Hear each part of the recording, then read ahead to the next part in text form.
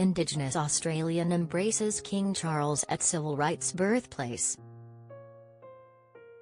Britain's King Charles was embraced by an Indigenous elder after a welcome smoking ceremony on Tuesday in the birthplace of Australia's urban Aboriginal civil rights movement in Sydney, a day after being heckled by an Indigenous senator in Canberra. Charles met with Indigenous elders at the National Centre for Indigenous Excellence in inner-city Redfern, including Bush Tucker, or native food, chef Andy Beryl van Oplu, who served kangaroo pies.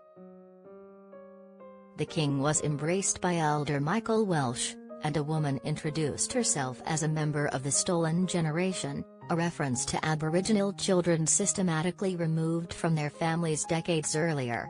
"Welcome to this country," she said.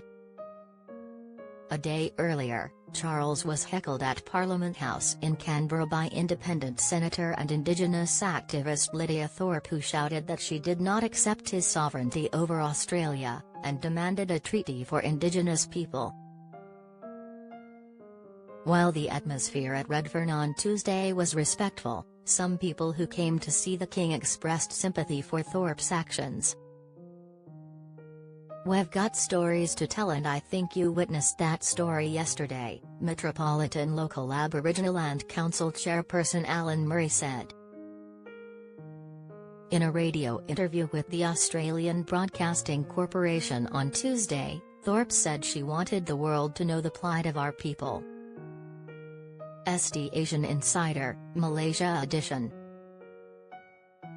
Former Olympic athlete Nova Pires, who was the first Indigenous woman elected to federal parliament, wrote in a social media post she was deeply disappointed by Thorpe's actions, which do not reflect the manners, or approach to reconciliation, of Aboriginal Australians at large. Emotions around Indigenous rights and Australia's colonial history are raw after a national referendum on whether to alter Australia's constitution to recognise Aboriginal people was rejected last year. Charles referred to Australia's long and sometimes difficult journey towards reconciliation in a speech on Monday before he was heckled by Thorpe. Under glorious spring skies, the king later visited a social housing project designed with the support of his King's Trust Australia charity in the inner suburb of Glebe. He toured the construction site with Prime Minister Anthony Albanese, who grew up on a public housing estate, and met Indigenous actor Wes Patton, one of 3 apprentice construction workers on the project.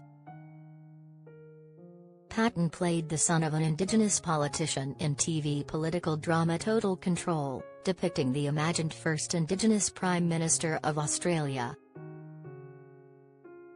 Claude Tai, an Indigenous man in Glebe who saw the Lydia Thorpe protest on social media, said, "I want him to talk to real traditional owners.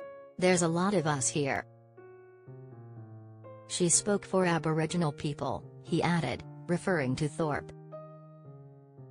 Charles and Queen Camilla are visiting Sydney and Canberra over 6 days before travelling to the Commonwealth Heads of Government meeting in Samoa. The public will have an opportunity to meet the royal couple at the Opera House later on Tuesday. Reuters.